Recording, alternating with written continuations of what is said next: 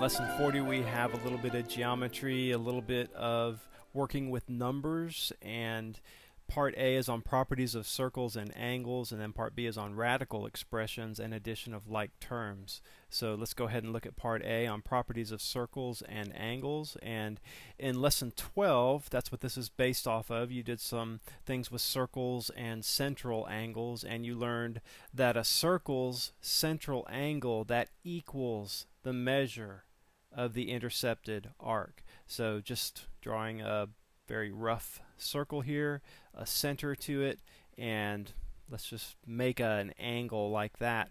That central angle, we might call that angle A, that's equal to the angle measure of the arc. That would arc right there on the circumference that also has a measure of A degrees, we would say, if we were measuring that in degrees, because there's 360 degrees in a circle, right? So that's one way we measure where we are on the outside of a circle. We can do that in degrees as well. We don't have to say in inches or meters or some kind of length. We can use degrees to represent the distance as well.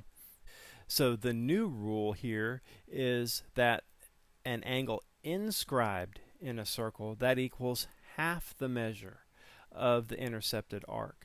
So now we're talking about this. We're talking about a circle, and not the central angle, though, not something like that. So we're talking about an inscribed angle. That means that its vertex, its corner, touches one edge of the circle, and then it goes out this way to the other side of the circle. So an angle like that, if this arc from here to here, if we called that B degrees, then this angle in here, this inscribed angle, its measure would be B divided by B over 2. It'd be half the measure. So we have in our rules section, we wrote it like this. We said A degrees is equal to X degrees over 2 is the way we describe it there. But it's just variables. That part doesn't matter, right? So understanding these relationships between angles and circles, that will help you understand many geometry proofs. You'll learn more and more geometry proofs as you go on in this course and then into Algebra 2. And as well as building your deductive reasoning skills. If you know the rules, a lot of times in geometry, then the problems are really easy. If you don't know the rules, then it's hard to know what to apply even, much less how to apply it. So let's go ahead and do an example. Example 40.1, find A and then find Y there. So angle A, that's just going to be 66 over 2, right? Let's just write this out, because the 66 is kind of like equals the X in our rules. That's the arc. So it's 66 over 2. So A is equal to 33 degrees. Now it also asks us to find Y. Well, Y, we just have to remember that there's 360 degrees in a circle, right? So that's going to be equal to Y plus, not 33, Y plus 66. That's that outside arc there, from there to there. So going all the way around, there's 360 degrees in a circle. That's why we can say 360 equals Y plus 66. So we just rearrange there. Y is equal to 360 minus 66. Y would equal 294 degrees. That's the other part there, right? In the arc, there's like two arcs there. Arc that's 66 degrees and then arc Y, but they have to add up to 360 because there's 360 degrees in a circle.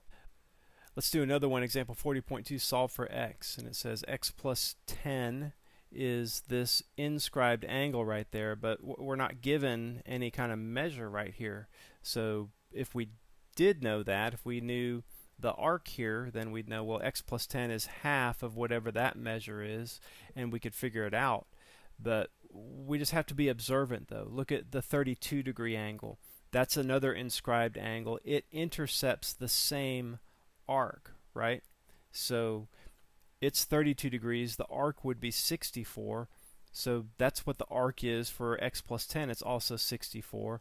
But since they both intercept the same arc, that means the two inscribed angles must be the same.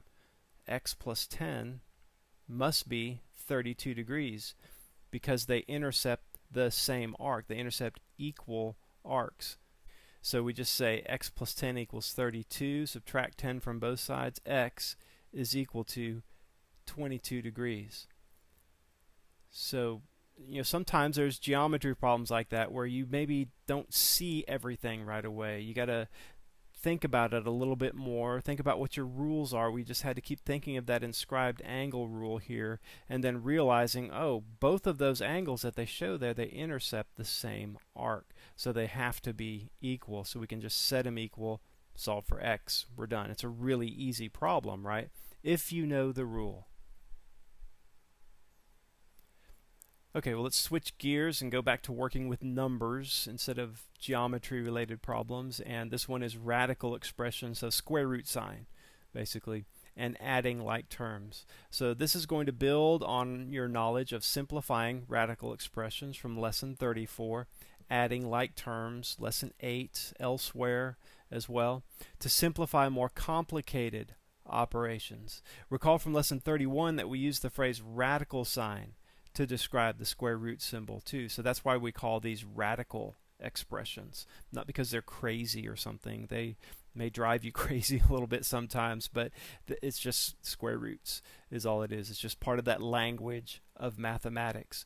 So look at A. Simplify, then add any like term. So of course we want to look at those instructions as well.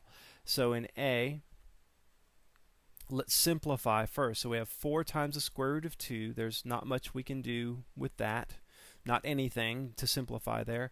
But the square root of 8, what is that? Well, think of a factor of 8 that you know the square root of. That would be 4, right? 4 times 2. So we have the square root of 4 times the square root of 2. And then 32, think of a factor. Think of the biggest one, not just like 4 times 8. What about 16? 16 times 2. 16 is the biggest factor that we know the square root of. So let's say square root of 16 times square root of 2. Now, square root of 4 is just 2. Square root of 16 is 4. So we'll have 4 times the square root of 2 plus 2 times the square root of 2 plus 4 times the square root of 2. So now we've simplified all the terms as much as we can. Now let's add any like terms that we see. Well, they're all like terms, right? They all have that square root of 2 part in them. Now, just think about this. If this is confusing you, what if square root of 2 equaled x? If that was the same thing as x, then we'd have 4x plus 2x plus another 4x is 4, 5, 6, 7, 8, 9, 10, 10x, right? But it's x is the square root of 2. So it's 10 times the square root of 2. That would be the simplified form. So sometimes that helps just making it more like something that we're familiar with. You're familiar with adding like terms by now. Hopefully you think of that x like a bag of rocks. 4 bags of rocks plus 2 bags of rocks plus 4 more. That would give you 10 bags of rocks. If x is the bag of rocks or x is square root of 2, we don't change the way we do the problem. It's still going to give us 10 bags of rocks. And here we're saying that the bag of rocks is x. Then we change it over to the square root of 2. 10 times the square root of 2 is the simplified form of that problem. Look at B. The square root of 75 and the square root of 48. So 75, think of a factor there, the biggest one you can think of that's a perfect square, that you know the square root of. That'd be a 25, right? 25 times 3. So let's simplify first. Square root of 25 times the square root of 3 plus the square root of 48. So biggest factor that you know the square root of, that'd be a 16. 16 times 3. So we'd have the square root of 16 times the square root of 3. And so let's simplify that. Square root of 25 is 5 times the square root of 3 plus 4 times the square root of 3. And so that's just going to be 5 plus 4 is 9 times the square root of 3. I'm not going to go through substituting square root of 3 with x and all that again on that problem. Hopefully you see that now. You can see that this term and this term are like terms because they have that square root of 3 in common. That's what's making them like terms, is that square root of 3 part. So we just add those two terms together and get 9 times the square root of 3. Okay, well that's all for lesson 40.